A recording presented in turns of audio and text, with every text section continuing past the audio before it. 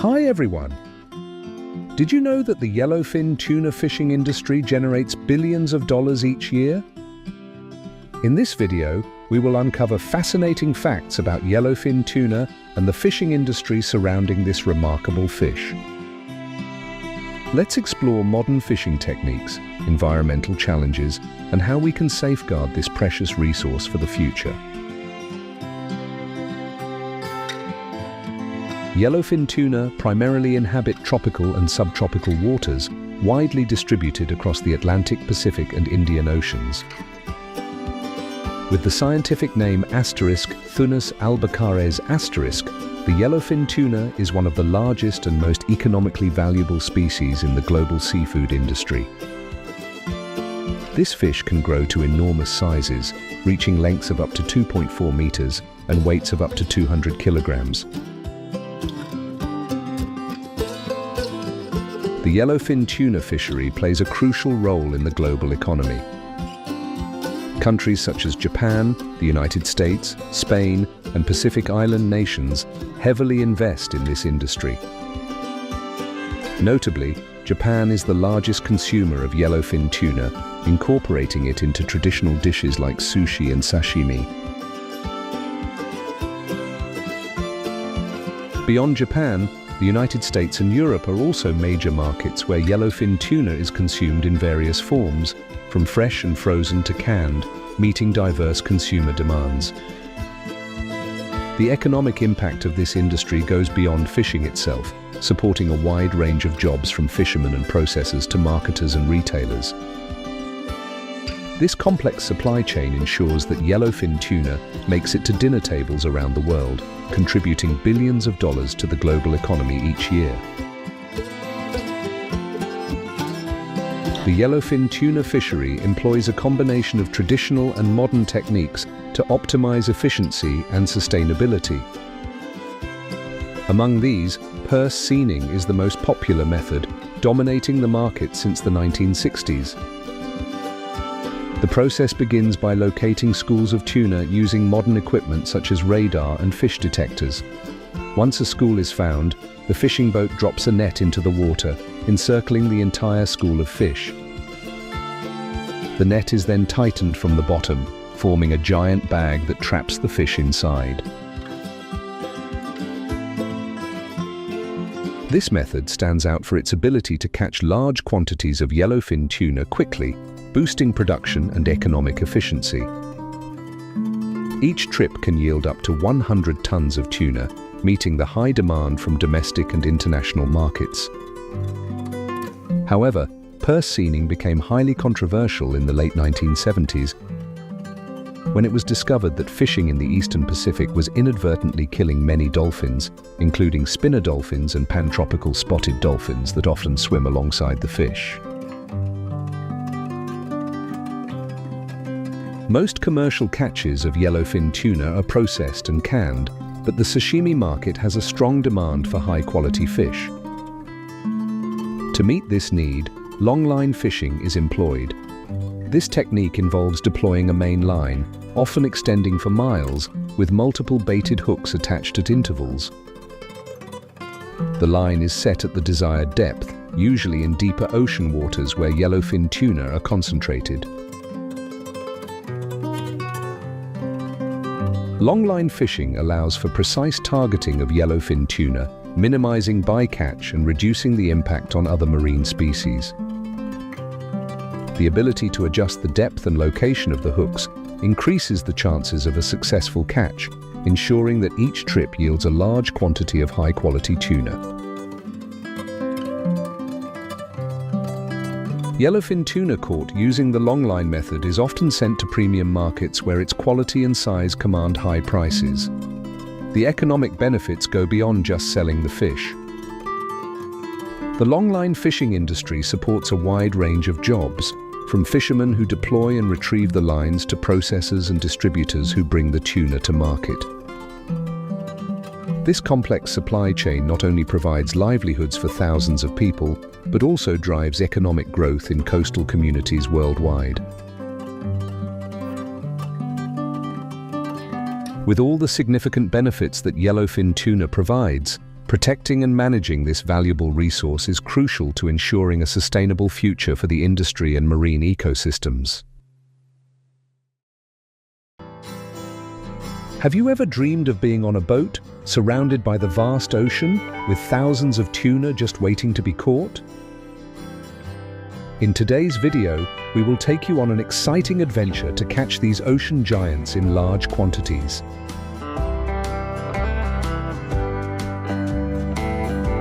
Tuna is one of the most famous and economically valuable fish species worldwide.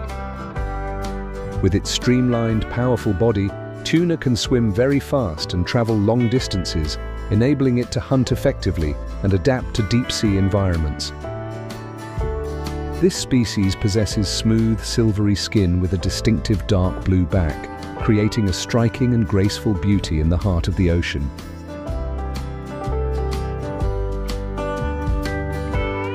The global tuna fishing industry is one of the most important sectors in the global seafood industry, providing significant economic benefits for many coastal countries. Nations such as Japan, the United States, Spain, Mexico, and Pacific Island countries like Fiji and the Solomon Islands are the powerhouses in this industry.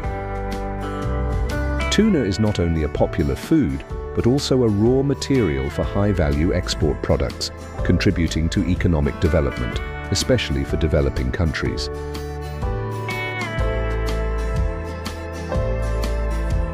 From the 1940s to the mid-1960s, the annual global catch of the 5 main tuna species increased from about 300,000 tons to around 1 million tons, mostly caught using hook and line methods. This is one of the ancient and traditional techniques that have existed for many generations, accompanying fishermen around the world.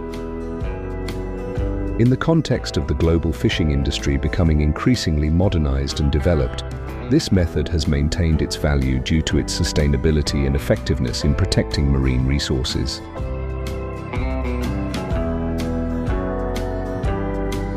Starting a journey of tuna fishing with rod and reel involves careful preparation by the fishermen. They equip themselves with necessary tools, including rods, lines, and various hooks, along with natural bait such as small fish, squid, or other marine animals. These tools, though simple, are the key to unlocking the door to ocean adventures.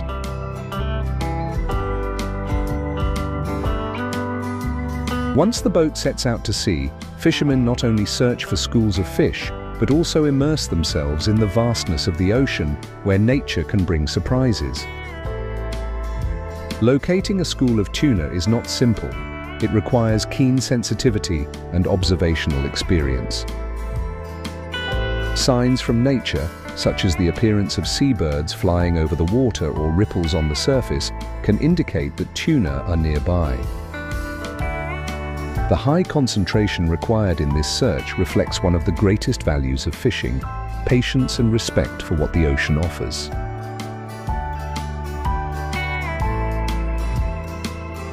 When the position of a school of fish is determined, the fishermen begin to drop the bait into the water. They can use a rod and reel, a traditional method that allows them to catch one fish at a time, or a long line with multiple hooks simultaneously, increasing the chances of harvest in one go. The special aspect of the rod and reel method is that fishermen can adjust the bait flexibly, optimizing opportunities to attract tuna. When the tuna bites, the tension on the line reveals the power of this species. This is the decisive moment, where the experience and skills of the fishermen are tested. Pulling the fish out of the water requires not only strength, but also skill to avoid losing the catch. Successfully harvesting tuna is a rewarding reward for the efforts and time invested.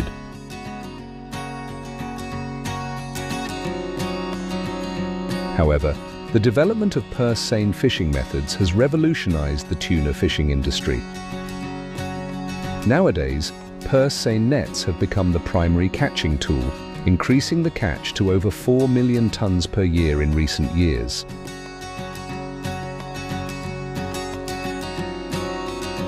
Catching tuna with purse seine nets is a complex process that requires smooth coordination between modern technology and fishermen's skills.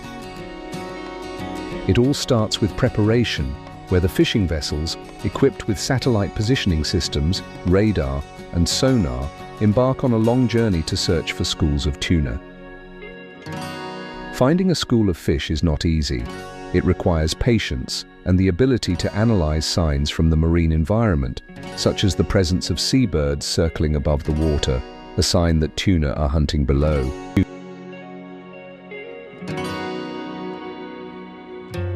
Once the position of the school of fish is identified, the fishing vessel deploys the net. The purse seine net, a giant net over 1.5 kilometers long and up to 200 meters high, is dropped into the water, surrounding the school of fish in a circular shape. Floats on the surface help maintain the circular shape of the net, while the bottom of the net is pulled down deeper with weights. At this point, fishermen begin to pull the line at the bottom of the net, tightening it as one would close the mouth of a giant bag, trapping the entire school of fish inside.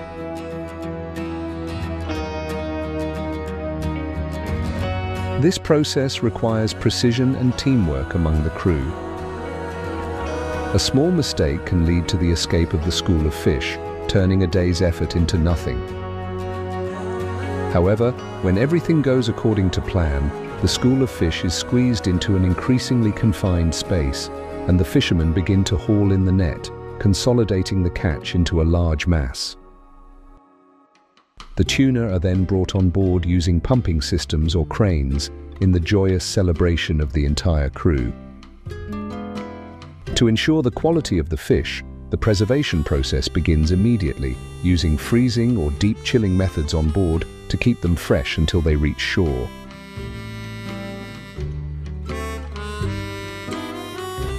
The purse seine method has brought many significant benefits to the tuna fishing industry. First, it dramatically increases fishing efficiency, allowing fishermen to harvest hundreds of tons of fish in a single net drop. This not only saves time, but also reduces the operational costs of fishing vessels, helping the seafood industry optimize profits.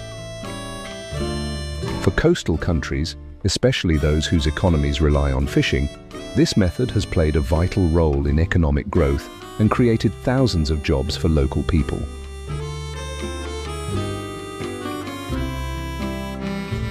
However, alongside these substantial benefits, purse seine fishing also poses many environmental and sustainability challenges.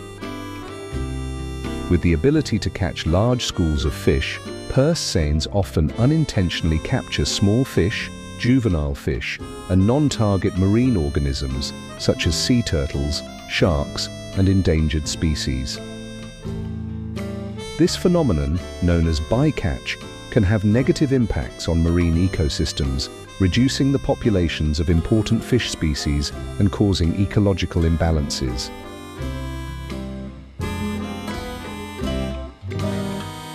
Thus, in the context of the increasing demand for tuna consumption, protecting marine ecosystems and sustaining these resources is the responsibility not only of fishermen, but of society as a whole. Let's work together towards a sustainable future where humans and the ocean can develop in harmony.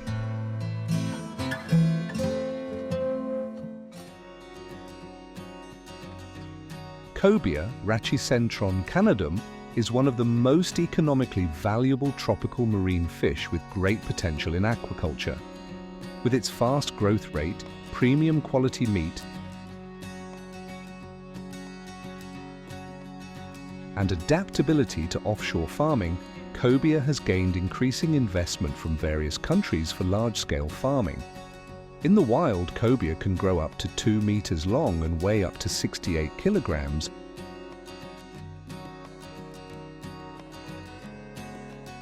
But in aquaculture conditions, they are usually harvested at 6 to 10 kilograms for optimal economic efficiency.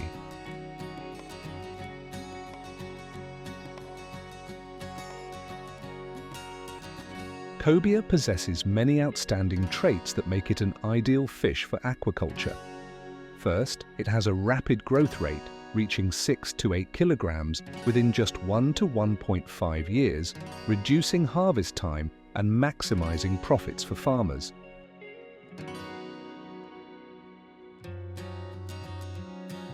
Additionally, its white, boneless, nutrient-rich and delicious meat makes it a premium seafood choice in Japan, the US and Europe. Furthermore, cobia's resilience to harsh marine environments allows it to thrive in offshore cage systems, reducing pressure on coastal areas and minimizing environmental impact.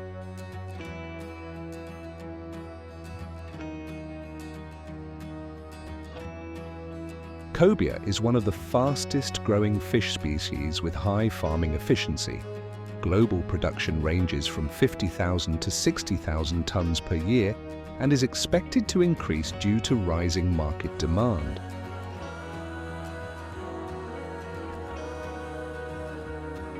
This species has a feed conversion ratio, FCR, of approximately 1.8 to 1, meaning 1.8 kilograms of feed is needed to produce 1 kilogram of fish biomass, which is relatively efficient in aquaculture.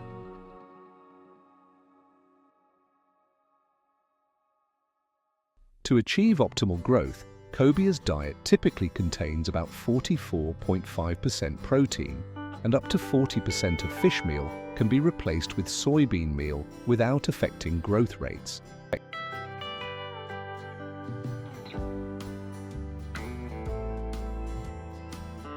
According to the Food and Agriculture Organization, FAO, China and Taiwan were the top cobia-producing nations, accounting for 80.6% of global production in 2004.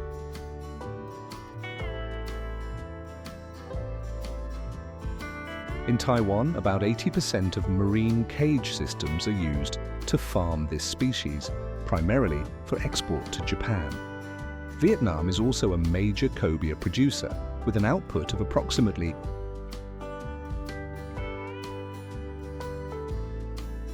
1,500 tons in 2008.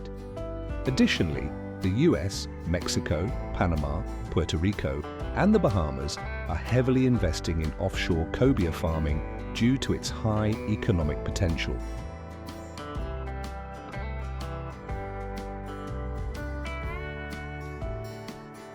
Now let's take a closer look at how cobia farms operate.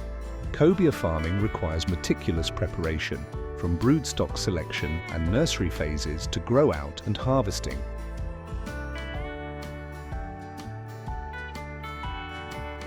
To achieve high productivity and quality, farmers must follow strict procedures, optimize environmental conditions, and carefully manage nutrition.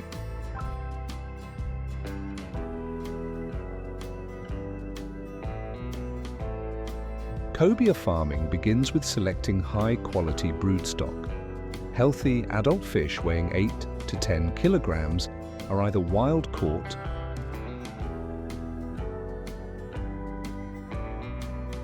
or raised in specialized ponds.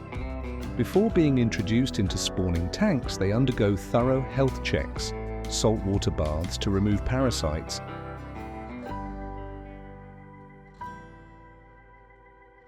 and nutritional supplementation with high-protein feeds such as sardines, squid, or specialized formulated diets.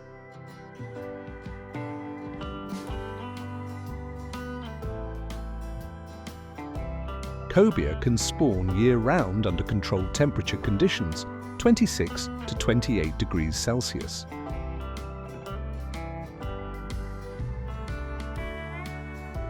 Their eggs float on the water's surface and are collected using fine mesh nets before being transferred to specialized incubation tanks.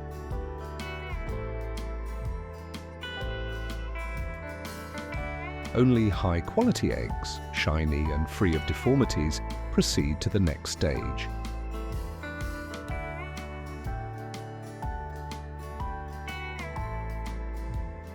After hatching, cobia larvae are raised in nursery tanks with a recirculating water system and supplemented with microalgae to stabilize the environment.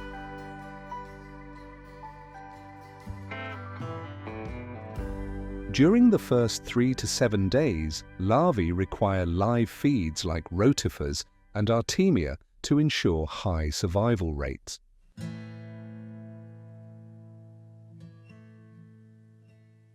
From days 15 to 25, juvenile fish are gradually weaned onto high-protein formulated feeds to support rapid growth and strengthen their immune system.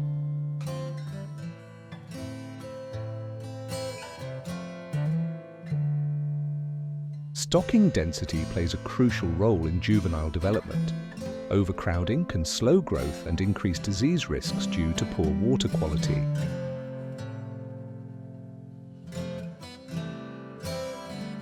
Therefore, farmers maintain an optimal stocking density of about 5 to 10 fish per litre in the early stages, gradually reducing it as the fish grow.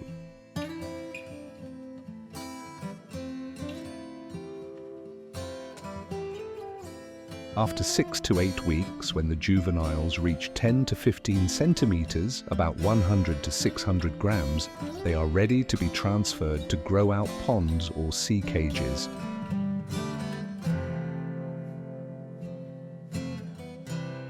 This transition is critical as environmental changes can stress the fish and lower survival rates. To minimize stress, fish are often mildly sedated with clove oil before transport.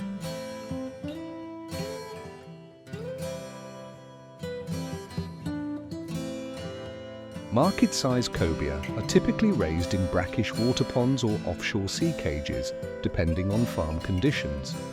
In offshore cage systems, strong water currents provide natural oxygenation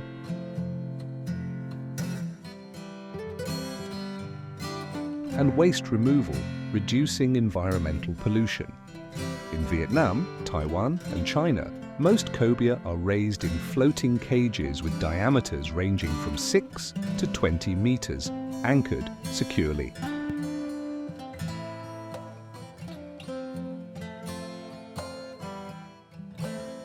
Diet plays a crucial role in cobia's growth.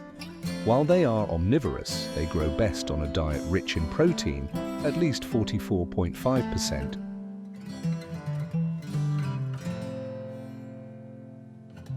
And lipids, 15 to 18%. Their primary feed sources include fresh fish, such as herring, sardines, and squid, promotes rapid weight gain.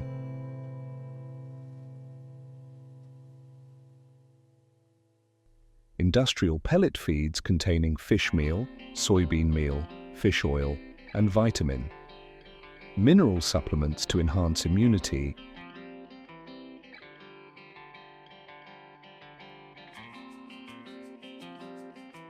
Cobia are fed 2 to 3 times per day, with feed amounts equivalent to 5 to 7% of their body weight. Once they exceed 4 kilograms, feed portions are reduced to 2 to 3% of body weight to maintain health and prevent feed wastage.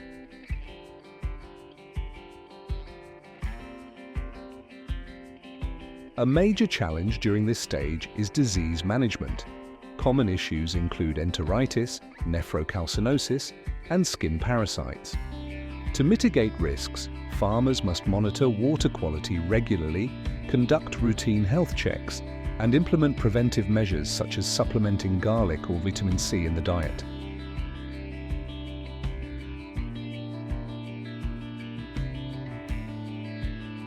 After approximately 12 to 18 months, when cobia reach 6 to 10 kilograms, they are ready for harvest.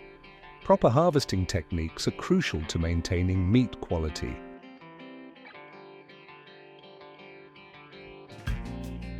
Before harvesting, fish are typically starved for 24 hours to purge their digestive system and reduce any fishy odor in the meat.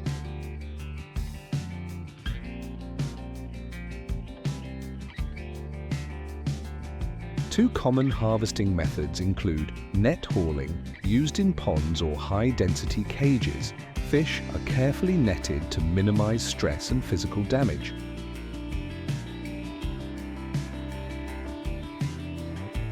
Water pump harvesting, used in large-scale farms, allowing for quick and stress-free fish transport.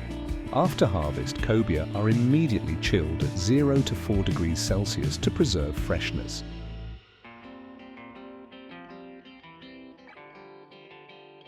For export, they are processed under specialized protocols, including packing in ice-filled containers or freezing fillets to meet international standards.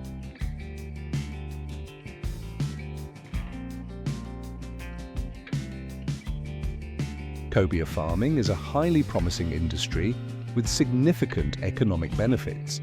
However, success requires investment in technology, strict adherence to farming protocols,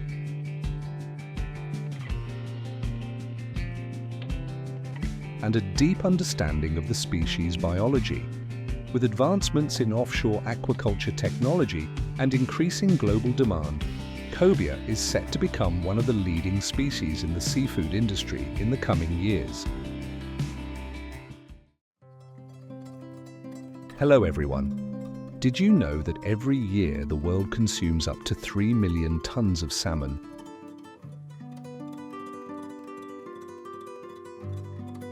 So how do processing plants handle such an enormous amount of salmon?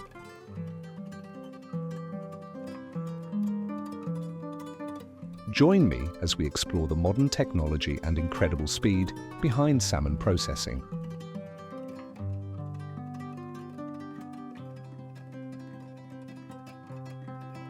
Salmon is one of the most sought-after fish species, highly valued for its flavor and nutritional benefit. Each year, over 3 million tons of salmon are harvested globally.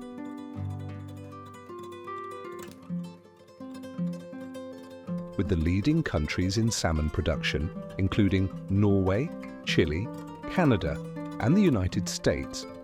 Norway stands as the largest exporter, producing over 1 million tons annually.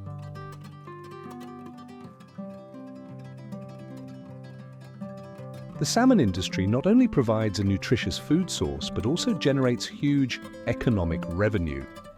In 2023 alone, the global salmon industry recorded over $35 billion in revenue, making a significant contribution to the world economy.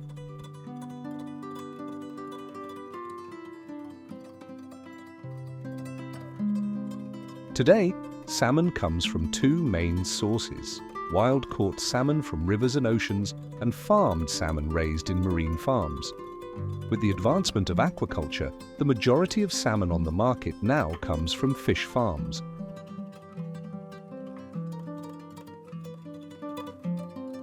The farming process begins with salmon eggs, roe, which develop into alevins, fry, parr, and finally, smolt, a stage where the fish adapts to salt water.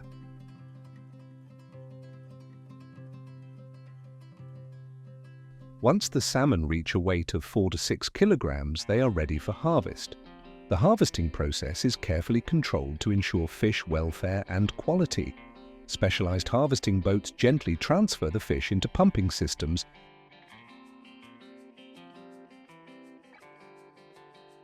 to minimize stress and injury. After harvest, salmon are transported alive in oxygen-rich seawater tanks to ensure their freshness until they arrive at the processing plants.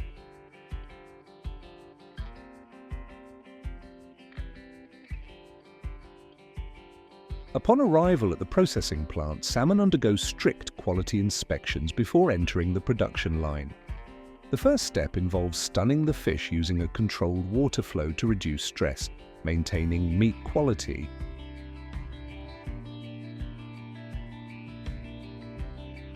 The next crucial step is bleeding, where the main artery near the gills is carefully cut to prevent residual blood from affecting the meat's color and taste.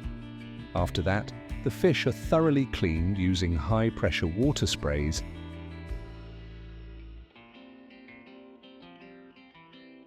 and rotating brushes to remove mucus and impurities. Some factories also use ozone or UV technology for sterilization, ensuring the highest food safety standards.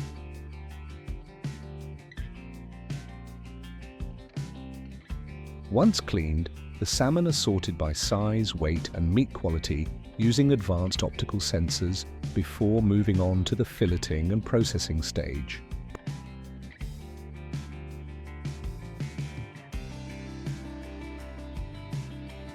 Filleting salmon is one of the most important steps in processing. It can be done manually by skilled professionals or using advanced machinery.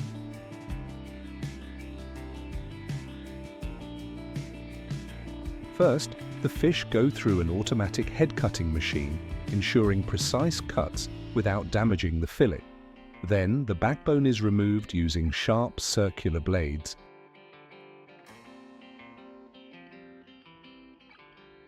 Separating the meat from the bones. These modern machines can process over 3,600 fish per hour, significantly improving efficiency compared to manual methods.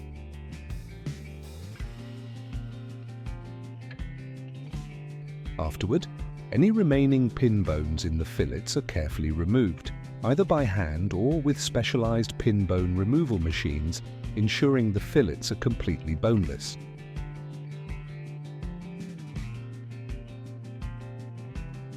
Depending on the market demand, some fillets go through an additional step of skin removal, where ultra-thin blades separate the skin while preserving the delicate flesh.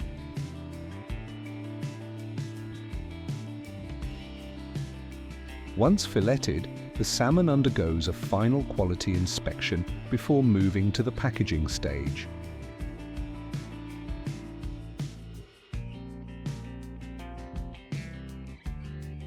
After filleting, salmon is packaged in various ways to maintain its freshness and quality.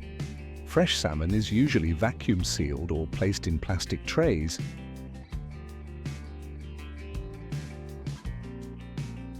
Then stored at a temperature between -1 degrees Celsius and 4 degrees Celsius to keep it at peak freshness.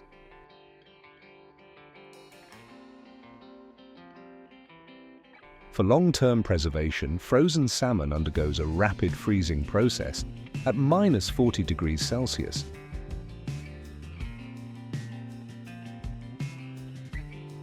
Which helps maintain its texture and flavor. Aside from fillets, there are many other salmon-based products to meet diverse consumer demands.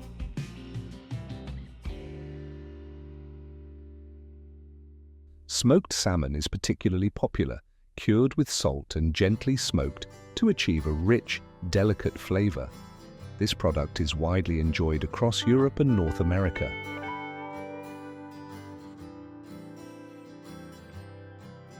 Pre-sliced salmon and sashimi-grade salmon are also prepared for restaurants and supermarkets, offering convenience for quick meals.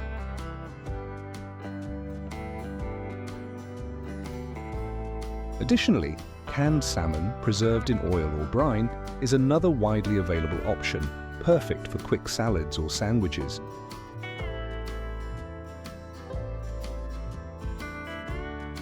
Even the parts that are not commonly eaten, such as heads, bones, and skin, are used to make fish broth, fish oil, and collagen supplements, ensuring no part of the fish goes to waste.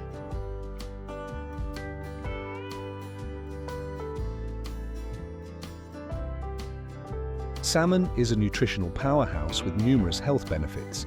It is rich in omega-3 fatty acids, which support heart health, brain function, and reduce inflammation.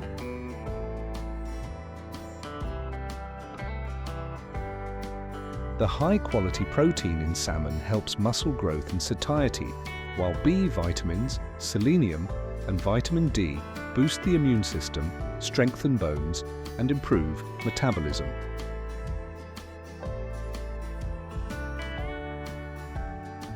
Additionally, collagen and astaxanthin in salmon promote healthy skin and anti-aging effects. With these benefits, salmon is a top choice for a balanced and healthy diet.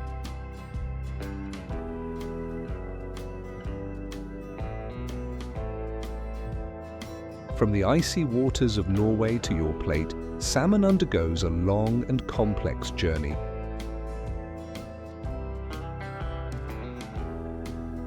To ensure its exceptional quality and taste. Thanks to a combination of advanced technology and skilled craftsmanship,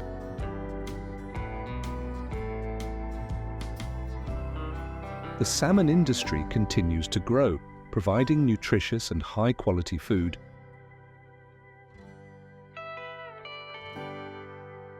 to millions worldwide. How do you like to enjoy salmon? Let us know in the comments.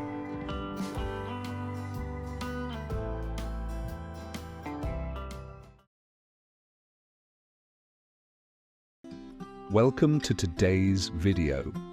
Halibut, the white gold of the ocean.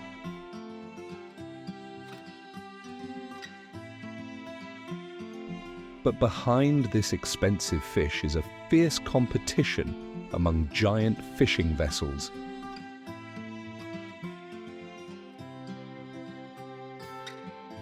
What shocking truths are being hidden? Let's find out now.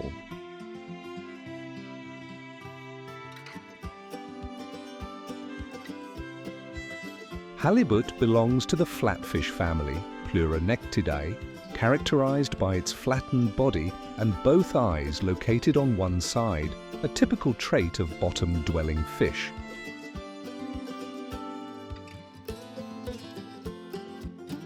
They have dark brown or greyish upper sides to blend in with the sandy seabed, while their undersides are lighter in colour. What makes halibut stand out from other flatfish species is its enormous size.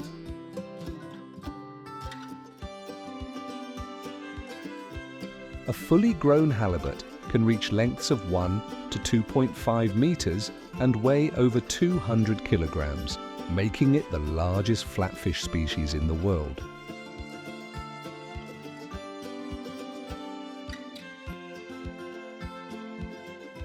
Halibut is a classic bottom-dwelling predator. They primarily live at depths ranging from 50 to 2,000 meters, adapting well to cold water environments.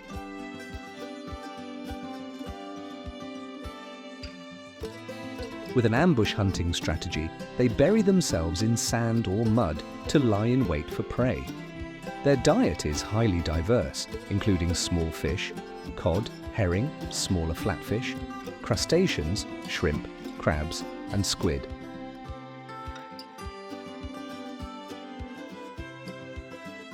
Thanks to their sharp teeth and fast swimming speed, halibut can attack their prey with surprising agility.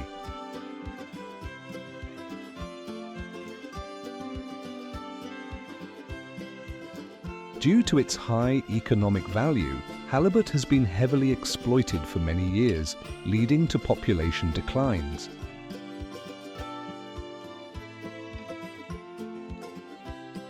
Today, many countries have implemented strict management measures, such as fishing quotas and controlled aquaculture, to protect halibut stocks.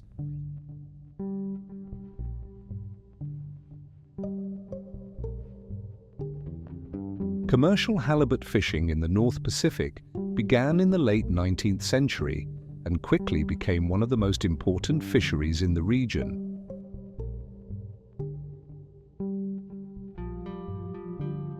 Halibut is not only a premium food source, but also brings significant economic value to countries such as the United States, Canada, and Russia.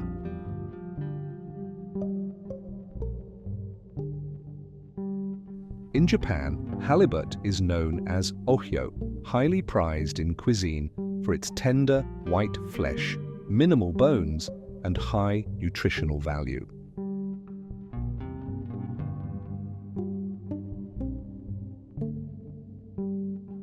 The halibut fishing industry plays a crucial role in the global seafood market, generating high economic value for many nations.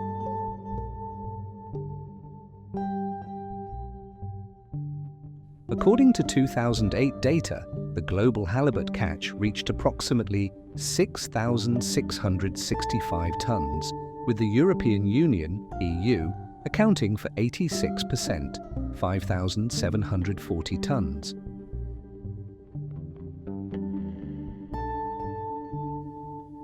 The Netherlands led the EU with a catch of 1,751 tons, followed by Turkey with 528 tons.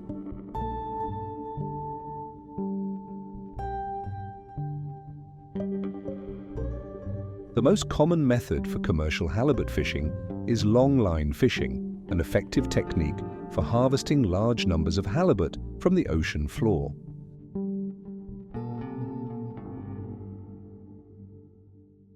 A long, weighted fishing line is deployed over miles of seabed with hundreds of baited hooks using herring, small cod, or octopus chunks, devilfish.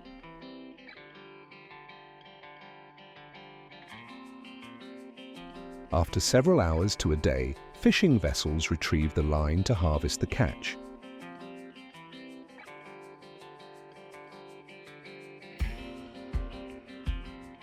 Although highly efficient, this method raises environmental concerns.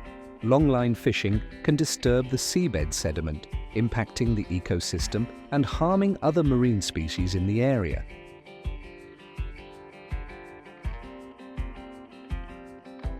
As a result, fishery management organizations are researching ways to minimize the negative impact of this method on the environment.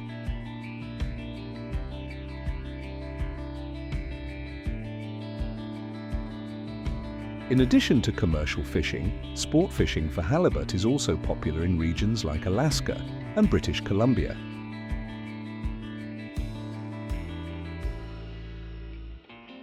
Anglers use large rods with heavy-duty lines, 35 to 70 kilogram test strength, and bait such as whole herring or salmon heads.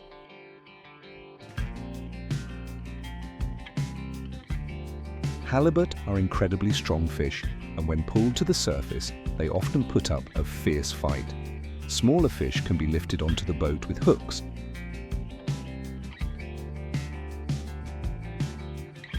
but larger ones weighing over 70 to 90 kilograms often need to be shot or stunned before being brought on board to ensure the safety of the fishermen.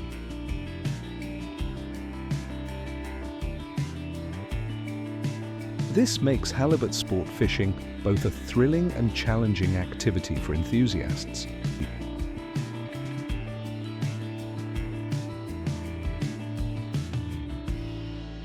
For decades, halibut fishing operated like a horse race, where authorities only allowed fishing during a very short time window, usually 24 to 48 hours. During this period, fishermen had to catch as much as possible, leading to overfishing, supply imbalances, and volatile prices.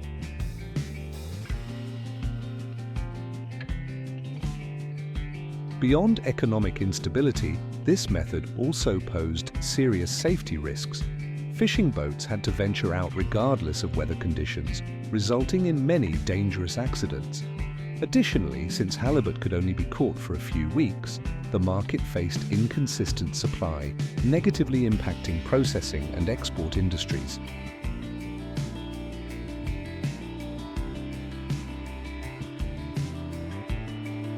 To address these issues, the United States implemented the Individual Fishing Quota (IFQ) system in 1995.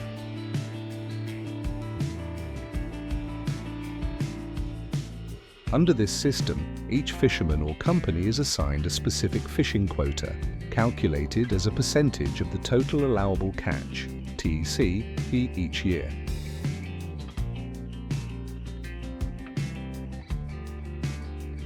As a result, the fishing season was extended to up to 8 months, allowing for a steady supply of fresh halibut and increasing product value. Although the IFQ system has improved sustainability,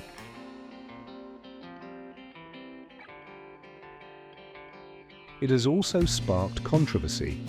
Some argue that public marine resources have been privatized, as fishing quotas can be bought and sold on the market.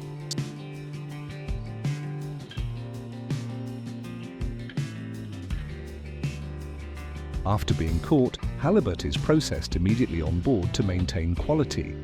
The procedure includes gutting, chilling, and storing in temperature-controlled environments, preserving freshness and nutritional value to meet the growing international market demand.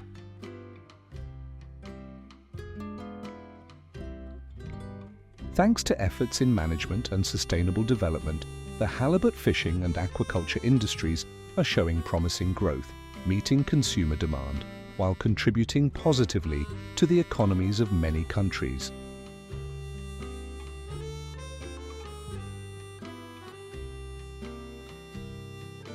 Halibut is highly sought after not only for its massive size but also for its delicate, nutritious and boneless white meat.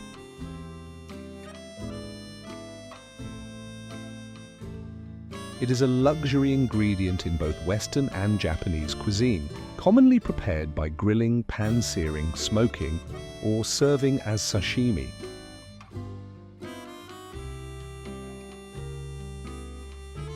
Due to its exceptional taste and rarity, halibut consistently ranks among the most economically valuable fish in the world.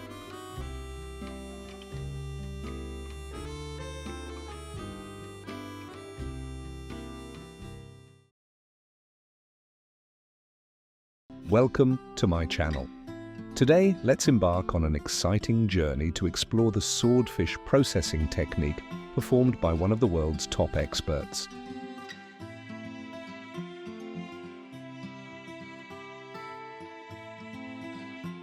The swordfish, also known as Xiphias gladius, is a large marine species famous for its unique characteristic, a long, sharp bill resembling a sword which helps it hunt and move swiftly through the ocean.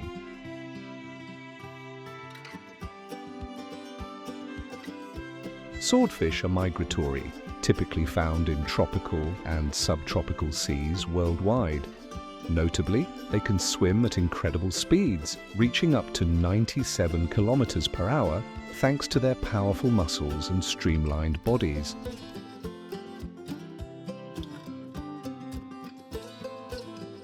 This is one of the reasons why swordfish are often referred to as the apex predators of the ocean.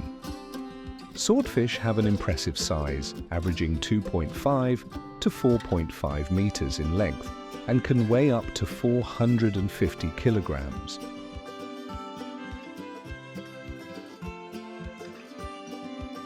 Their flesh is pale pink, tender yet firm, making it easy to prepare in various dishes. Interestingly, unlike most fish, swordfish have no scales, and their fat is rich in omega-3, providing exceptional nutritional value.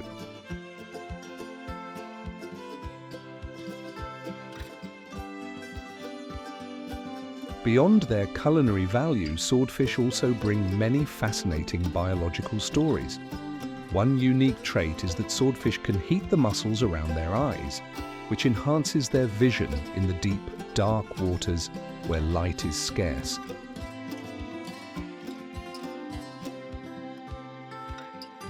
This not only underscores their role in the ecosystem, but also attracts significant interest from scientists.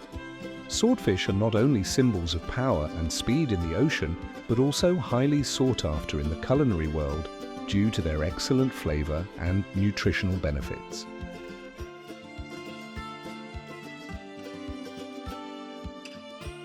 Dishes made from swordfish, such as grilled swordfish steaks, fresh swordfish sashimi, or hearty fish soups, captivate diners everywhere. With a combination of intriguing natural history and top-tier taste experiences, swordfish truly deserves to be considered the treasure of the ocean that any food lover should try at least once in their lifetime.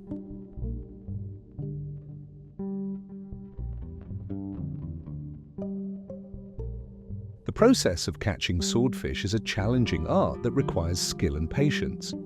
Swordfish primarily live in deep waters and tend to move quickly, making them difficult to catch.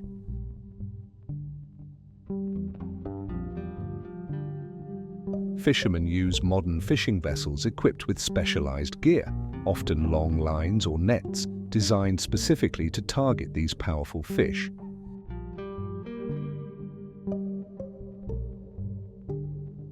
Professional fishermen embark on extended trips, sometimes lasting weeks, to find and catch mature swordfish, which are large and have thick meat.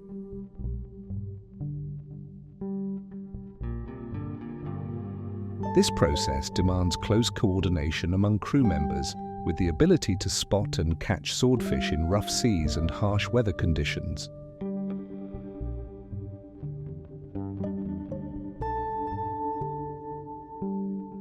Large seafood markets, especially famous ones like Tsukiji, Tokyo, are hotspots for swordfish transactions. Here, swordfish are sold at high prices, with merchants and upscale restaurants competing to acquire the freshest, best quality fish.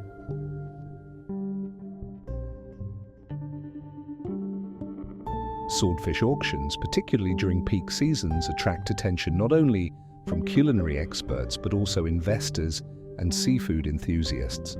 Some swordfish have even been sold for thousands of dollars.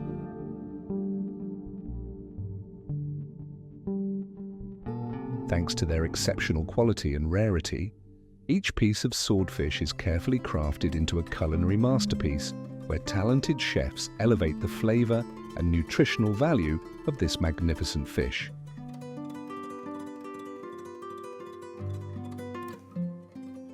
The rarity and delicate handling process have made swordfish a luxurious dish, a staple in fine dining, attracting discerning seafood lovers and connoisseurs.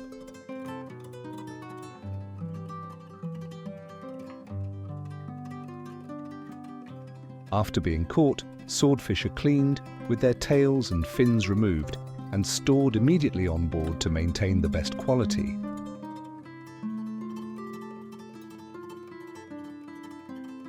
Swordfish are highly valued for their meat, so quick and precise handling is crucial. Finally, when the trip ends, the ship returns to port with dozens of giant swordfish.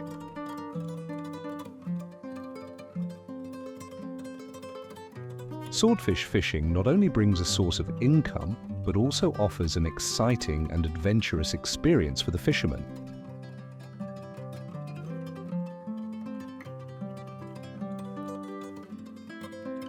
The swordfish is then thoroughly washed with cold water to remove dirt and impurities from its surface.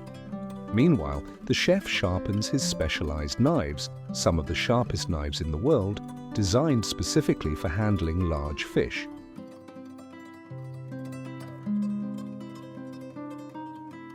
Once the swordfish is cleaned, the chef removes its head and gills, then carefully scrapes the surface of the fish from tail to head.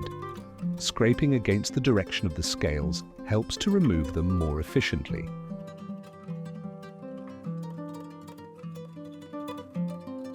The chef must ensure this process is done gently and meticulously to avoid damaging the fish's skin. After the scales are removed, the swordfish is washed again to ensure its surface is clean and free of scales.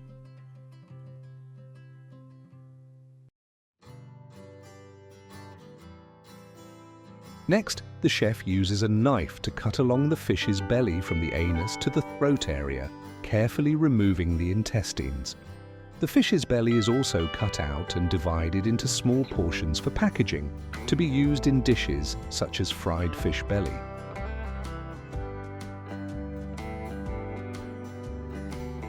The chef then lightly scores the surface of the fish to easily divide it into 4 parts.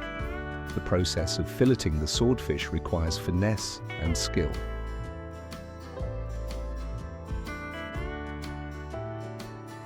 With precise knife movements along the fish's bones, the chef removes the flesh in long, boneless fillets. This delicate task requires expertise to minimize waste and preserve the integrity of the fillets.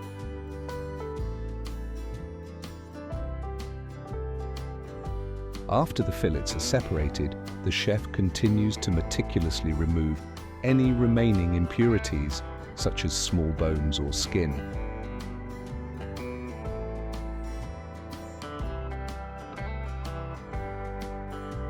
Each fillet is cut into thin, uniform slices for sashimi. This step requires intense concentration and technique to ensure the sashimi slices are of the right thickness and shape.